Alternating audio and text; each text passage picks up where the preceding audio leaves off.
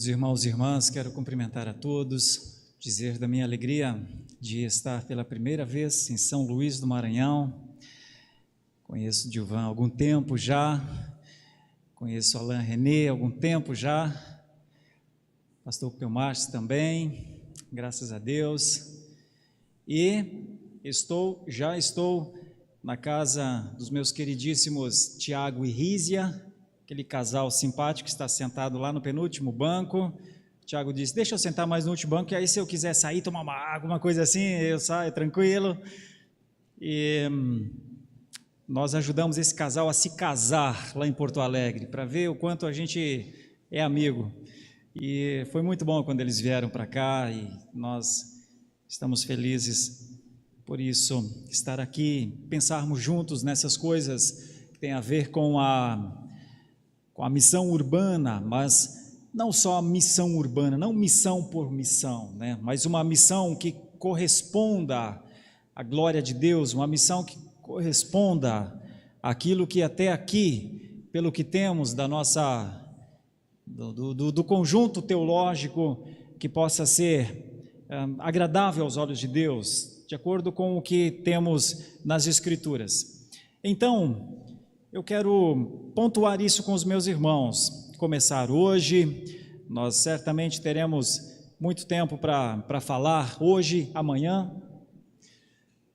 Hoje à noite, uma visão mais ampla de missões urbanas, e amanhã um estudo voltado a grupos familiares, que nós chamamos na nossa igreja, em Santo Amaro, de pequenos grupos, mas várias pessoas, várias igrejas têm muitas nomenclaturas. Eu já começo dizendo de antemão, não é célula, é outra coisa,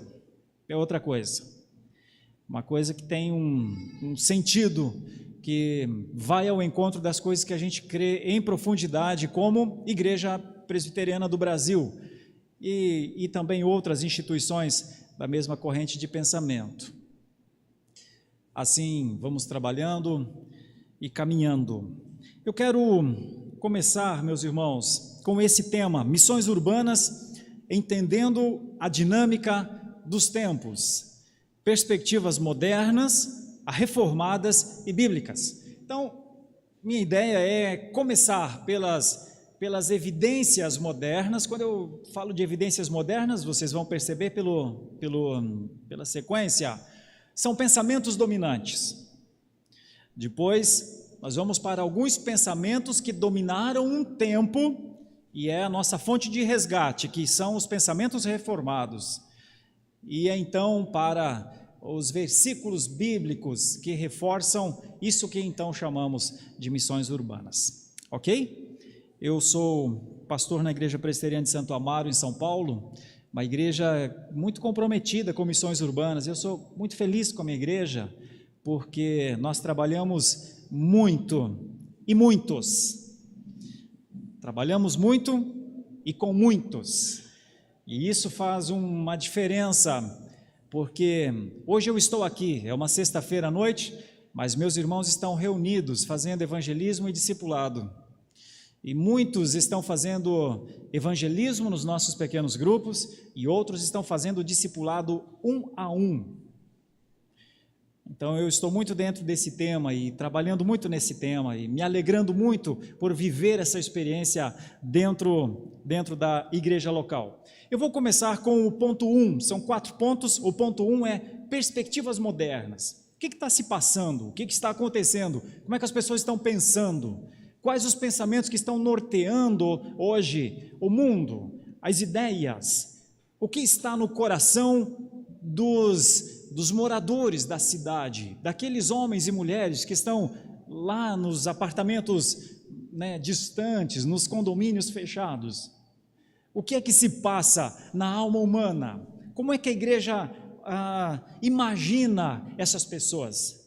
Bom, deixa eu pontuar uma coisa aqui já bem quente no começo, que é isso daqui, ó, um negócio chamado plataforma humana.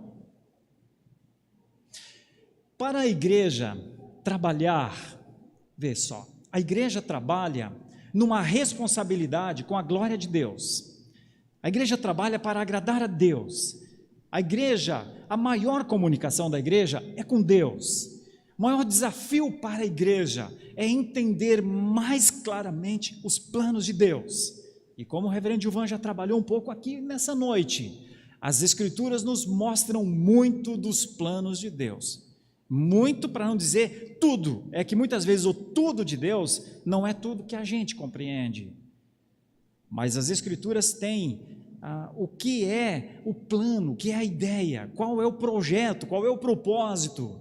E a igreja, então, ao saber que o projeto de Deus é criar tudo o que Ele criou, que é provisionar com suas leis tudo o que existe, e depois de tudo criar, e depois de tudo funcionar da maneira como funciona, com suas leis, com suas ordens, deu à igreja um servicinho. E o servicinho é falar dele, testemunhar dele, amá-lo e demonstrar que o ama, e então viver em todos os tempos, em todas as nações, com todas as pessoas possíveis, um testemunho querigmático, de testemunhar mesmo, um testemunho natural de quem vive com o Senhor.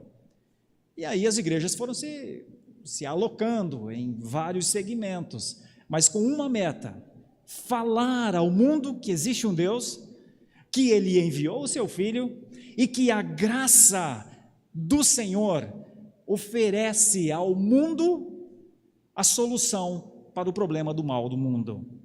Olha que privilégio. Então a igreja sabe disso, nós sabemos que temos isso para fazer, mas e aí vem, e como é que a gente fala? Onde é que estão as pontes? Quem nos ouve? Como é que a gente discute isso com as pessoas? Elas querem ouvir? Porque a nossa plataforma, ela é bíblica, ela é teológica, a nossa plataforma é segura, nós estamos caminhando num terreno duro, firme. Pois bem, mas e as culturas caminham nessa plataforma? Vou dar um exemplo só para você. Se eu falar para ti, diga para mim o que é família, você diz. Em alguns minutos você me diz em detalhes o que é uma família. Se eu te falar, fale-me sobre o que é a provisão de Deus, você me diz. Se eu lhe falar, diga-me como é que se relaciona com Deus, você vai me dizer, uns de um jeito, outro de outro, mas no mínimo todos nós aqui sabemos que com oração nós falamos com Deus, não é? Pois bem, o mundo não vê isso, não sabe disso. Qual é a plataforma? Onde é que eles estão ancorados? Como é que eles estão vivendo? Como é que a gente vai ao mundo deles? Porque o mundo deles não é o nosso. Pois bem, quando você vem para a igreja, numa quinta-noite, numa sexta-noite, num sábado, no dia de culto, na escola bíblica dominical, você vem. Mas onde estão os não crentes? O que é que eles estão fazendo? O que é que eles estão consumindo? Opa, essa é a palavrinha. Nós precisamos pensar. Na plataforma humana há um senso de consumismo. E eles vão sempre precisar, cada vez mais, se satisfazer. Opa, entendendo isso, nós começamos a pensar, ou pelo menos começamos a identificar um dos caminhos para se fazer missões urbanas. Sabe o que é isso? Isso é começar a responder perguntas. Quando nós entendemos a plataforma humana, quando nós entendemos o pensamento da cultura, não quer dizer que nós tenhamos de fazer o que a cultura faz, mas quando nós começamos a entender o que é que eles pensam, quais são as suas perguntas, então nós começamos a ter uma possibilidade de resposta. Antes disso, a gente dá uma porção de resposta sem que tenha havido pergunta. Então eu gostaria de, nesse comecinho, nessa base, dizer aqui aos irmãos, parece que a plataforma humana é sustentada em cima ou a partir de algumas ideias, que eu estou sintetizando aqui. Uma delas é sede pelo inusitado, curiosidade. A outra é carência humana, a sensação de que está faltando alguma coisa. E está mesmo, você sabe que está, mas eles não sabem não. Eles só procuram, eles só querem encher, mas não sabem o que é que lhes falta. E a terceira é a obsessão por vitória. E isso tem muito a ver com cultura, inclusive com cultura sul-americana.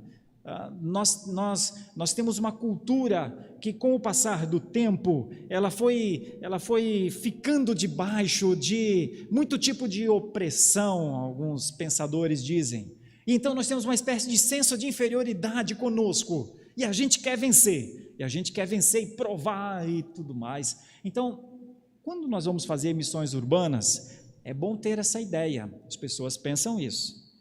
Não importa se elas sejam pobres ou ricas, não importa se elas sejam estudadas ou iletradas, a cultura, via de regra, consome por conta dessas coisas: curiosidade, carência e obsessão por vencer.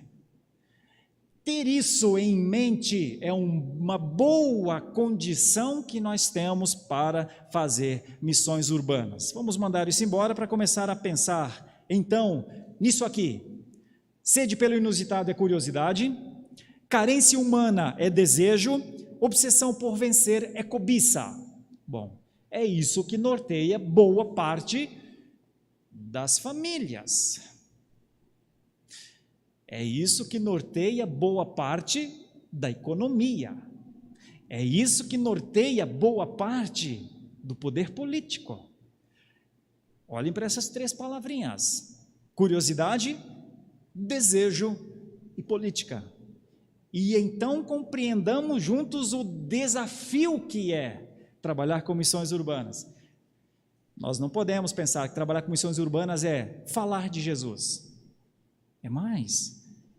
É identificar como é que a cultura anda, como é que a cultura pensa. É alcançar uma forma, e normalmente eu vou explicar isso mais à frente, alcançar uma forma em conjunto, é engrossar a voz, eu diria, para que não seja uma pessoa falando, mas para que seja um coro uníssono falando. E aqui, se você me permitir, eu vou contar um pouquinho da minha história de conversão para valorizar voz de coro de igreja.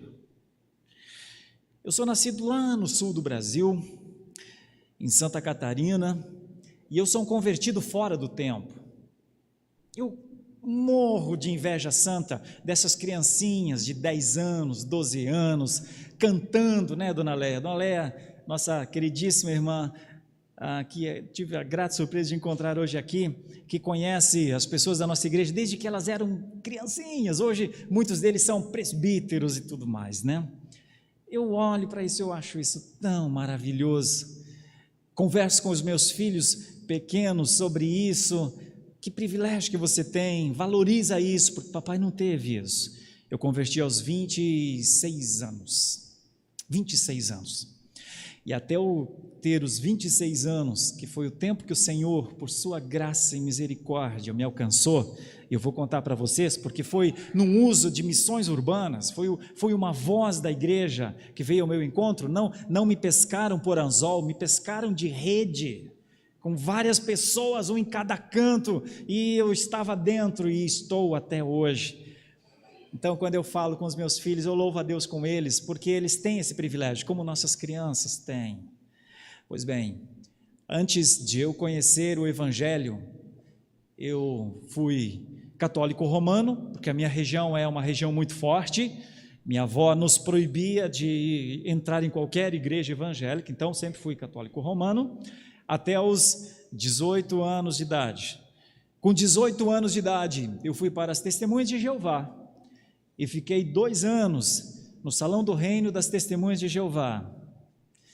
Depois, eu fui para a Seixonoye, uma outra seita, e fiquei só piorando, só pegar a escada para descer, é um negócio horrível, mas é isso aí. Então, vai assim, errando até onde dá no romanismo, aí não, agora vai melhorar, vai para os Testemunhos de Jeová, depois... Aí desaprende toda a ideia de trindade, Aí vai para Seixonoye, mais 2 anos, só fazendo meditação, e olhando o sol e tal, e admirando os pensadores do segmento. Pois bem, depois desses últimos 2 anos, uma pessoa diz para mim assim: Sérgio, você está nos caminhos meio esquisitos aí, né? Deixa eu te levar para um caminho que agora vai funcionar, porque eu conheço uma mulher que faz uns trabalhos e para mim dá certo. Não, se dá certo, então você já sabe onde eu fui, né? Fui para o espiritismo da mesa branca, e lá estava a senhora com as velas de 7 metros e tudo mais. Mais 2 anos, olha os caminhos por onde eu andei, da idolatria, a negação de Jesus como Deus, as tentativas e filosofias de conhecimento, e por último, entregando praticamente o futuro, as expectativas da gente, para que uma mediadora, entre aspas, uma esperança de ser uma médium, né? E ali me levou bons trocados, pode acreditar. Pois bem, eu estou nessa vida, e para onde vou, o que faço, né? Até que um dia, uma igreja fazendo um acampamento na nossa região, os seus jovens chamavam as pessoas da rua, das casas, para virem àquele acampamento. Era a Páscoa de 1996. E eu não queria ir, outros planos, mas insistência. Meu irmão mais novo, que já havia sido convertido há algum tempo, me levou, me insistiu, passou na minha casa, pressão, fui para o acampamento e nunca mais saí da tenda do Senhor. Acreditem, nunca mais saí, porque naquele dia, pela pregação da palavra, a Bíblia lida, explicada acerca da vida do filho pródigo, de onde realmente vai um homem, por mais inteligente que seja, mas sem a noção paternal do Senhor, tudo que ele fizer, por melhor que seja, terminará mal. E enquanto a pregação foi se desenvolvendo, eu fui pensando naquilo, e realmente me vi como um homem que caminhava para distante de Deus. E então dali, naquele dia, dali para frente, naquele momento, naquele interior lá do Paraná, aquele pastor disse: olha, se você se identifica com o filho pródigo, você está se autodestruindo, você já apertou o botão, agora é só o tempo da destruição, você precisa de alguém que o socorra. Só tem um tipo de ser socorrido, só tem um tipo dessa bomba não explodir, é a tua fé. Se você tiver. E eu achava, eu não sei se eu tenho. E ele disse: eu vou orar, se você até não tiver fé. Falei: não, então tá, então ora. E porque era assim mesmo. E aí naquele dia ele orou por mim, e quando eu olhei para a lateral assim, estavam meu irmão e 2 meus outros amigos, que oravam por mim há muito tempo, alegres de chorar, ou choravam de alegres. E então, 15 dias depois, e é aí que você vai entender o que é o coro de uma igreja. 15 dias depois, eu já estava tendo discipulado na minha casa, pelo pastor da igreja, e eu já fiquei sabendo que aquela igreja faria aquele mesmo trabalho de acampamento, de evangelismo, em outras cidades. E eu disse: vou com vocês. Eles até estranharam, porque eu tinha 15 dias de crente. E eu disse: não, mas eu quero ir com vocês. E ele: então vamos. E assim nós fomos. Então eu converti no domingo de Páscoa de 1996, e 15 dias depois eu estava dentro de um ônibus com adolescentes e jovens, numa cidade da divisa do Paraná com a Argentina, evangelizando nas ruas, nas casas. E eu fiz muito disso. Eles me levaram para muitos lugares, porque aquela igreja fazia evangelismo e discipulado. Sabe o que aconteceu por conta disso? Isso gerou em mim um tipo de gratidão, um tipo de vontade de estar com eles, porque eu vi jovenzinhos demais, adolescentes demais, todos falando a mesma coisa, todos falando o que o Senhor Deus havia feito por eles, o que o Senhor Jesus Cristo havia feito por eles, e aquilo era tudo muito novo para mim, tudo muito começo, mas algo foi sendo trabalhado dentro de mim, e então com o discipulado feito semanalmente, em algum tempo eu já estava dentro da Igreja Presbiteriana do Brasil, sendo recebido por profissão de fé e batismo, e então em 2 anos ou um pouquinho mais disso, eu já estava a caminho do seminário, e vim para São Paulo, e quando cheguei em São Paulo, a primeira coisa que o pastor da igreja para onde eu fui trabalhar, ele me perguntou: Sérgio, o que você gosta de fazer? Eu falei: gostar, eu gosto de muitas coisas, saber eu não sei muitas, mas eu tenho gosto por falar de Jesus, por coisas assim. Ele falou: então nós vamos plantar uma igreja. Eu falei: como? E eu não sei, eu nunca plantei igreja. Como é que você planta igreja? Aí ele falou: olha, vamos fazer assim, no bairro do Morumbi, nós queremos plantar uma igreja, você vai ser o nosso seminarista lá. Rapaz, ali na Giovanni Gronk, dona Leia, no comecinho da Giovanni Gronk, eu tinha 1 ano e meio de seminário, e eu entendi por onde Deus me guiaria. Então, todo o seminário foi voltado a isso: busca, estudo, fazer missões urbanas, plantar igreja, entender a dinâmica dos tempos, entender o pensamento que domina o bairro, para, de alguma maneira, conseguir comunicar com o bairro, e é isso. E aí nunca mais parei. Assim que formei no JMC, já fui para o Paraná para pastorear uma igreja, terminar a plantação de uma igreja, depois fui pastorear uma outra igreja maior, uma igreja centenária, plantadora de mais de, 40 igrejas mais ou menos. Depois fui ao Rio Grande do Sul, onde encontrei este casal de irmãos, a revitalizar uma igreja, e nessa caminhada toda, fui amando cada vez mais conviver com os meus irmãos e aumentar o coro, aumentar a voz e me unir a irmãos que antes de mim, muito antes de mim, já fazem missões urbanas. E então, depois de 3 anos em Porto Alegre, fui chamado para São Paulo para trabalhar na igreja que eu estou até hoje, a Igreja Presbiteriana de Santo Amaro, e ali, de tudo que já pude fazer na minha vida com a igreja, ali nós temos alcançado, assim, temos andado juntos de uma maneira muito saudável, com a liderança, com o conselho da igreja.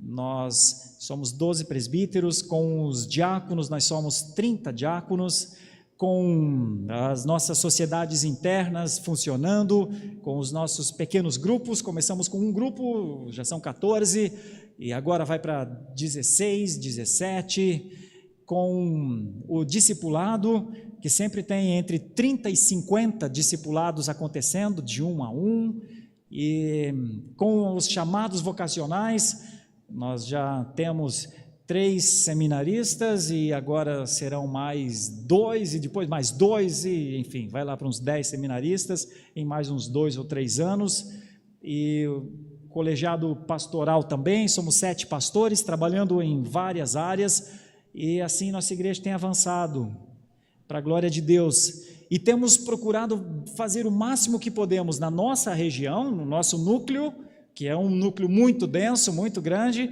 para que o evangelho chegue. Não é a placa da igreja chega por uma contingência, por uma circunstância, mas a nossa pregação deve ser a soberania de Deus, a responsabilidade humana, os solas da reforma, enfaticamente, os 5 pontos do calvinismo sem arredar em nada, e a pregação das doutrinas da graça, porque nós não cremos no homem, nós cremos em Deus, nós não cremos e esperamos qualquer coisa que seja do homem, nós somos céticos quanto a qualquer possibilidade do homem chegar a alguma condição de crer.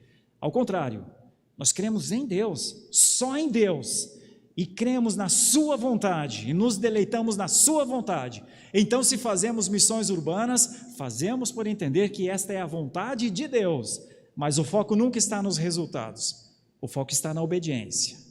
O foco está em, Senhor, é isso que o Senhor quer? A gente tem que fazer mais. E por isso nós temos de fazer mais. Por isso nós temos de treinar mais gente. Por isso nós temos de orar com mais gente. Por isso nós temos de conversar com mais gente. Por isso nós temos de ajustar agendas de pessoas, para que Deus não esteja na agenda das pessoas, mas as pessoas estejam na agenda de Deus. Olha, isso é muito diferente. Isso é muito diferente. Para missões urbanas, isso é muito diferente. Não é Deus na minha agenda, é eu na agenda de Deus. E assim a gente começa a dar passos para esta plataforma humana, então, para tentar derrubar essa plataforma humana, né? E colocar no lugar dela outras coisas melhores. É o meu segundo ponto. São nossas perspectivas teológicas. O que é que nós queremos levar? Como é que nós queremos viver como igreja? Nós queremos viver e testemunhar daquilo que cremos, daquilo que mudou a nossa vida, daquilo que a gente quer passar para os nossos filhos, as nossas perspectivas teológicas. E uma delas, para mim, é fundamental. Phil Newton, eu não sei se dá para ler, talvez para quem está mais distante fica um pouquinho difícil, mas ele escreveu aqui no livro O Ministério Pastoral segundo a Bíblia, no capítulo Pastor e o Crescimento da Igreja, ele disse uma coisa maravilhosa, que claro, não é nova, mas a gente não vive de novidades, a gente vive de reforçar conceitos, e este é talvez o principal. A Escritura é suficiente na pregação do Evangelho. A Escritura é suficiente para, na pregação do Evangelho, levar a igreja ao crescimento do pastor? Não, o de Deus. Sabe por quê, meus irmãos? Sabem por quê? Porque nós temos como estrutura reformada, confessional, nós temos uma instrução chamada princípio regulador do culto, que diz que o culto é ao Senhor, o destino do culto, o público-alvo do culto é ao Senhor, e ele é prestado ao Senhor segundo as prescrições bíblicas. Rapaz, aqui anula qualquer criatividade, aqui anula qualquer inovação, aqui anula qualquer tendência, aqui põe filtro nas janelas, nas portas, para qualquer pressão, para qualquer novo ar, para qualquer coisa. Por quê? Porque nós somos confessionais. E então, por isso, desta forma, cada vez que uma igreja confessional, responsável, cultua ao Senhor, com uma liturgia adequada, clara, com um culto, como se ele fosse uma orquestra operando uma linda canção, com várias vozes, com vários instrumentos, mas tudo na mesma nota. Essa é a ideia do uníssono, o único som, apresentando ao Senhor o louvor, a glória, a dignidade, a honra, o compromisso, o reconhecimento, o quebrantamento diante do Senhor. Toda vez que uma igreja fizer isso ao seu Senhor, um convidado, um visitante que adentrar uma porta, ou se sentirá muito mal ali por não estar fazendo, ou se sentirá convidado a fazer aquilo que aquela igreja está fazendo.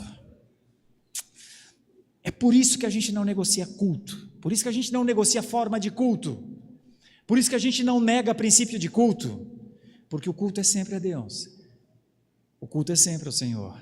Por isso na nossa igreja não trabalhamos com culto evangelístico, culto do bebê, culto do papai, culto da mamãe, nada. Só a Deus, mais a Deus, sempre a Deus.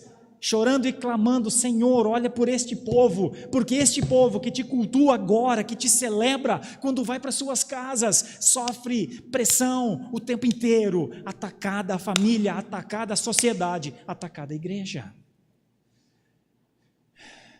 E então, quando eles voltam de novo, no próximo final de semana, eles voltam porque já fazem isso como uma atitude de vida, celebrar ao Senhor, ser fiel ao Senhor, ser bíblico, ser um cultuador, ser um povo para o Senhor. O povo do Senhor vive sempre com o seu Senhor.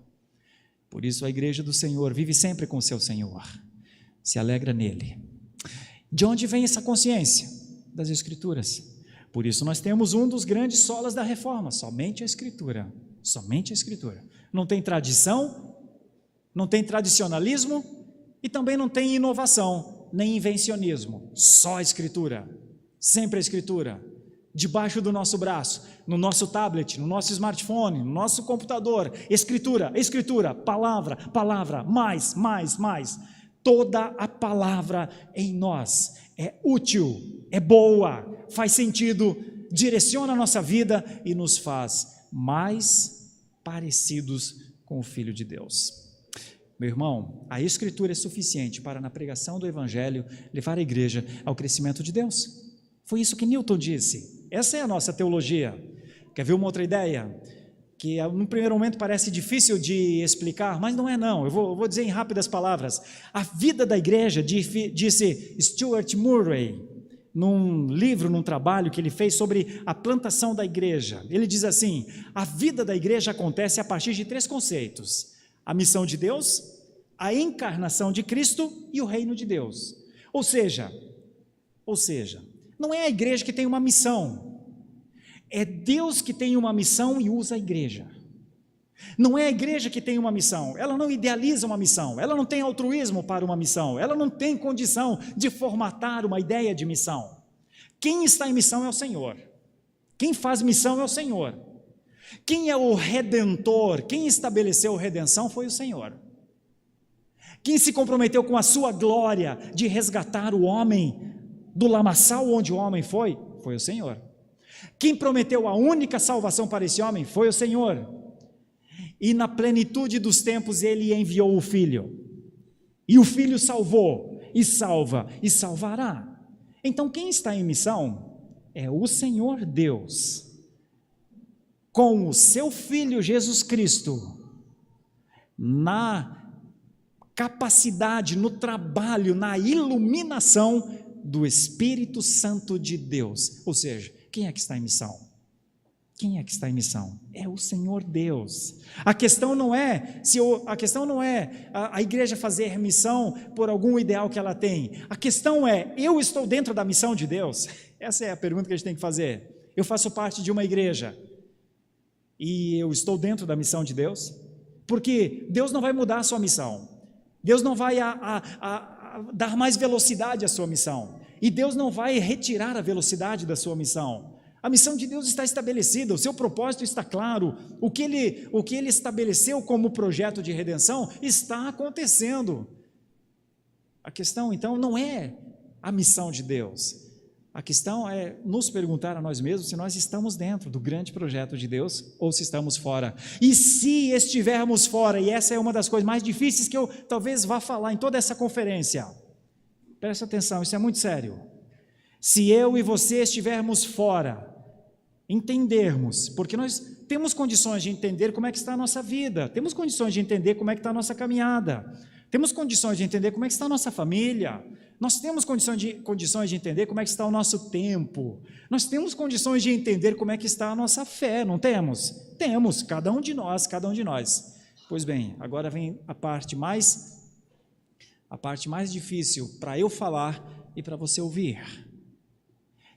Se você perceber que está fora disso que eu estou falando como missão de Deus, a pergunta que talvez você deveria fazer é: por que será que Deus não me incluiu nisso? Por que será que eu não estou nesse projeto maravilhoso, grande, estrondoroso, transformador? Por que será?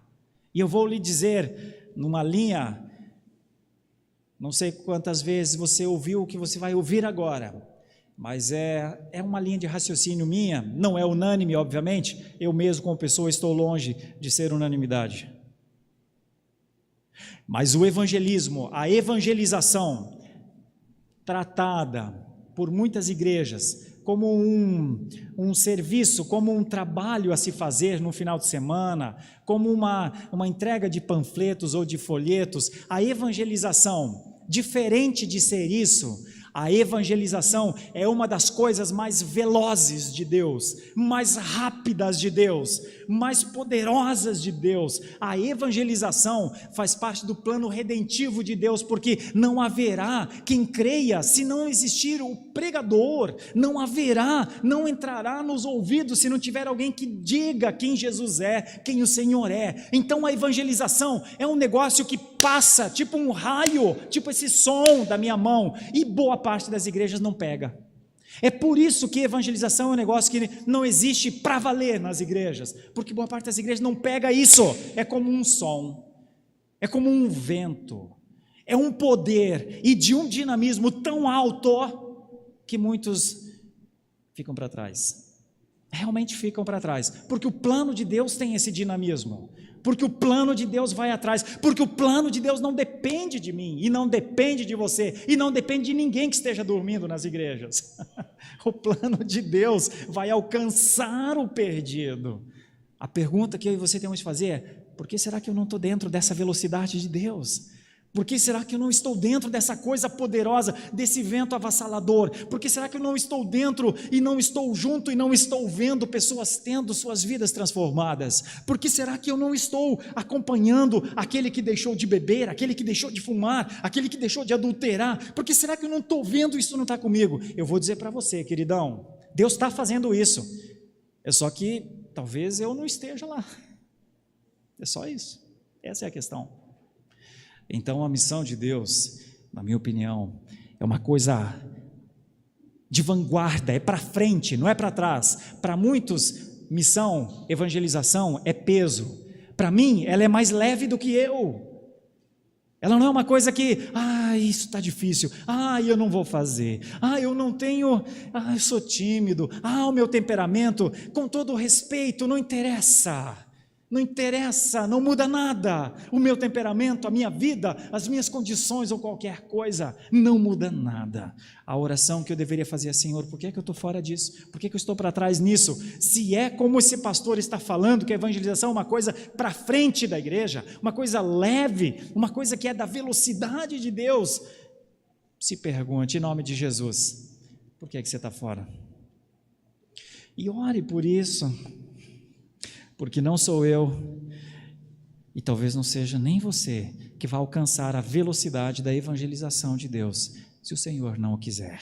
O que eu quero dizer é que eu conheço algumas pessoas que andam nessa velocidade, e quero sempre louvar a Deus e andar perto dessas pessoas. Eu andei com pessoas assim, eu estou muito longe de ser como elas foram para mim, mas por eu ter vivido no meio e junto com pessoas que viveram isso intensamente, uma responsabilidade muito grande dominou meu coração, e eu fui convertido tarde, já errei tudo que poderia errar, confessei aqui para vocês, resolvi no meu coração a ser um evangelizador. Eu vou contar uma historinha para vocês daqui a pouquinho, porque eu ainda quero trabalhar nesses últimos 10 minutos, sobre algumas 2 ou 3 coisas que têm a ver com perspectivas teológicas. Uma delas, Van Rijnen disse: a ausência de profundidade teológica traz superficialidade ao trabalho missionário. Sabe por que eu trouxe esse tema para cá? Porque em algum momento na docência, na teologia, nos estudos mais aprofundados, se desenvolveu a ideia que teólogo é teólogo, missionário é missionário. Que o teólogo cuida das coisas de conceito e que os missionários vão lá desbravar. E eu sou contra essa ideia, de novo, não sendo unanimidade. Eu acho que o bom teólogo é que faz a missão, entendeu? E acho que o mau teólogo não faz missão, porque o mau teólogo não tem como fazer missão, por conta disso que eu estou lhes dizendo. Porque ele sempre está atrás, ele é sempre mais pesado do que essa velocidade da missão, ele é sempre mais lento, ele é sempre mais dinossaurático, ele não consegue, ele não vai, não adianta. Mas eu tenho uma crítica dura a mim e a todos aqueles que são pesados no reino de Deus. Sinceramente, era para ser diferente. Eu entendo os efeitos noéticos do pecado, mas acontece que nós estamos falando do plano de redenção, nós estamos falando das coisas eternas, estamos falando de destinos, e a ausência de profundidade superficializa o trabalho missionário. Por isso, as igrejas precisam de boa teologia, de profundidade teológica, para que missionários nasçam constantemente. Aqui, eu não ando muito com este pensador, embora eu sei que ele é muito famoso e muito bem querido no Brasil, mas eu tenho algumas restrições a ele, Tim Keller. No entanto, no Manual do Plantador de Igrejas, ele diz uma coisa, e eu dou crédito ao que ele está dizendo, ele diz assim: a convicção eclesiológica do obreiro interfere no DNA da igreja.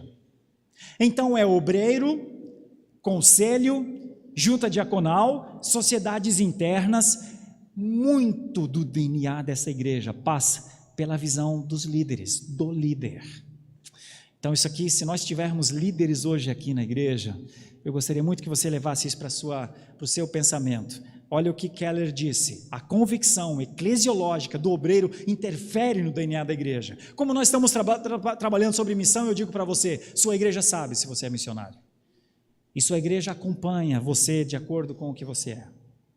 Então, eu finalizo esse conceito dizendo: excelência teológica deve conduzir à relevância missionária.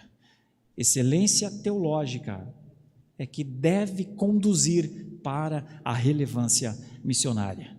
Ou seja, toda a ortodoxia é a teoria que faz sentido quando é praticada. Teoria por teoria não é missão. Agora, a teoria colocada em prática é que une os mundos. Qual é o mundo? O mundo nosso, primeiro, o grande mundo que conhecemos, o mundo da fé. E qual é o outro mundo? O mundo urbano, dessas cidades que nós estamos conhecendo. Eu quero finalizar contando um breve exemplo disso, dando glórias a Deus, porque, entre outras coisas, eu estou muito feliz hoje. Hoje eu recebi um presente hoje, eu vou contar para vocês. Eu estava no aeroporto de Congonhas, levantei 5 e pouco da manhã, e eu tomo ônibus em Congonhas para ir até Guarulhos, que é o outro aeroporto, e então voar para cá. Quando eu estou na fila, os nossos irmãos que vão para lá sabem disso, a Latam tem um ônibus que faz isso, né? Quando eu estou na fila, uma pessoa perguntou atrás de mim, eu não, talvez nem tivesse falado com ele, nem teria falado com ele, mas ele perguntou alguma coisa sobre horários para mim, e eu vi que o sotaque dele, o timbre, não era brasileiro, mas falava muito bem o português. E eu perguntei a ele: não é brasileiro? Aí ele falou: não, sou alemão. Poxa, alemão, ok, que bom. Mas é que a minha mãe é brasileira e tal, e começamos uma conversa rápida. Bom, este rapaz, um jovem de 26 anos, estava indo para o Amazonas fazer um trabalho social e mora numa cidade chamada Aachen, na Alemanha, e de Congonhas a Guarulhos fomos sentados e começamos a conversar. E ele queria saber o que eu fazia, e eu disse que viria para cá, e que faria parte de uma conferência, e que nós temos pastores aqui na região, e fazemos evangelização e discipulado, e coisa. Ele perguntou: o que é evangelização? Eu falei: eu vou te falar o que é, mas primeiro tem que te falar o que está antes da evangelização, é Jesus. E começamos a conversar, ele falou: eu sou católico. Eu falei: tá bom, eu também já fui. Ele falou: foi? Como é assim? Eu falei: rapaz, eu já fui católico, eu já fui espírita, eu já fui testemunho de Jeová, eu já fui... Ele falou: eu só sou católico, ele disse para mim. Eu falei: tá bom, mas veja como eu já fui muitas outras coisas também. Viu? Vamos conversar, e começamos a conversar sobre isso, e é isso que eu quero lhes contar. Quando nós estávamos chegando no aeroporto de Guarulhos, e eu não sei se está sendo gravado, porque se estiver gravado, eu até vou entregar isso para ele. Quando nós estávamos entrando no aeroporto de Guarulhos, ele disse para mim: como é que faz para passar de católico para protestante? Como é que faz para passar de católico para protestante? Pode? Eu falei: se pode. Para a glória de Deus, porque eu não saí hoje pela manhã para evangelizar, eu saí para vir para cá. Você vê? Eu saí só para vir aqui encontrar com vocês, para falar dessa glória. Só que eu não estou aqui, inclusive Deus o sabe, para para fingir que sou um crente ou para demonstrar de alguma forma que eu sou um crente. Nós somos crentes, não somos, irmãos? Nós o somos. Então, nós vivemos a nossa fé não para dizer às pessoas que temos fé, nós vivemos a nossa fé porque ela nos sustenta. Nós vivemos a nossa fé porque amanhã de manhã um dia vai se levantar e dentro das leis do Senhor, querendo Ele por sua graça, vai nos levantar também. E então quando andamos, não andamos segundo os nossos olhos, ou segundo a nossa plataforma, ou segundo os nossos gostos, como as culturas andam, mas andamos por fé. Então eu hoje, além da felicidade de encontrar todos vocês, eu vou dormir bem feliz, porque eu ouvi do meu lado um jovenzinho de 26 anos falar: como é que passa? Como é que faz? Eu disse: eu vou te ajudar, eu vou te ajudar. E começa agora o meu discipulado com ele, na verdade, porque isso não se faz assim com uma palavra solta no ar, isso se faz com responsabilidade, evangelismo e discipulado. O evangelismo, o discipulado e a noção do comissionamento, isso se faz com o tempo. Como ele mora em uma cidade que é perto da Holanda, 5 minutos da Holanda, e eu tenho amigos na região de Maastricht, onde ele mora muito perto, vai ser muito fácil cuidar dele. E um dia, quem sabe na glória, vocês o conhecerão. Chama-se Renner, só para você se lembrar, para quando lá na glória, se você chegar lá, tiver um rapazinho chamado Renner, foi esse rapaz dessa manhã. Quero finalizar orando com vocês e dizendo que a partir de amanhã nós vamos começar a trabalhar com perspectivas bíblicas e eu vou trabalhar com Romanos 12, para começar com Romanos 12, em nome de Jesus. Posso orar, reverendo Divan? Ó Deus, é o Senhor, centro de tudo, é o Senhor, na plenitude dos tempos, o seu Filho, no tempo que o Senhor nos quis a nós, e viemos todos, um por um, ninguém pôde resistir à tua graça, Senhor, ninguém dos que aqui estão, dentre os teus escolhidos, conseguiu resistir à tua voz, quando o Senhor disse a nós, vem, ninguém, estão todos aqui, como estão todos em todas essas tribos, línguas, nações que o Senhor tem. Muito obrigado, Senhor, porque um dia o Senhor nos incluiu naquilo que nós entendemos por fé, ser a igreja invisível. Nós frequentamos a igreja visível aqui, em meio às nossas lutas, nossas dificuldades, em meio às nossas alegrias, nossas tristezas, em meio aos sucessos e aos insucessos. Mas, Senhor, há um sucesso inquestionável, é o da eleição. É aquele que o Senhor estabeleceu antes de que o mundo fosse mundo e nos deu a conhecer agora, quando o mundo é mundo, e usamos nossa inteligência, nossa condição que o Senhor nos deu, a fé que o Senhor colocou em nós, para te adorarmos, nos alegrarmos, te cultuarmos, para diante do Senhor abrirmos os nossos braços, muitas vezes nossa voz, muitas vezes nossas lágrimas derramadas, nossos risos e nossos choros. És tu, Senhor, o digno de ser cultuado, és tu, Senhor. Eu vim aqui nessa noite para isso, Senhor, falar contigo, de ti, contigo, lembrar dos teus maravilhosos feitos, lembrar que um dia eu também fui cultura urbana, lembrar que um dia eu também tinha curiosidade, tinha desejo, tinha carência, queria de alguma maneira encher o meu próprio coração, mas um dia o Senhor nos achou, como cantamos, um dia Cristo achou-me, Um dia Cristo nos achou.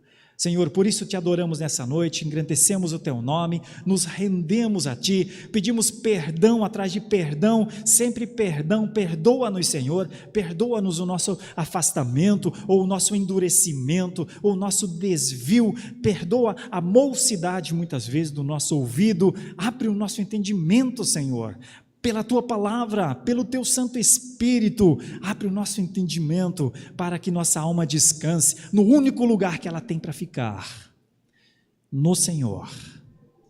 No Senhor. Só fazemos sentido no Senhor. Só há um sentido para nós, é o Senhor. Assim te louvamos e te engrandecemos mais uma vez, em nome de Jesus. Amém.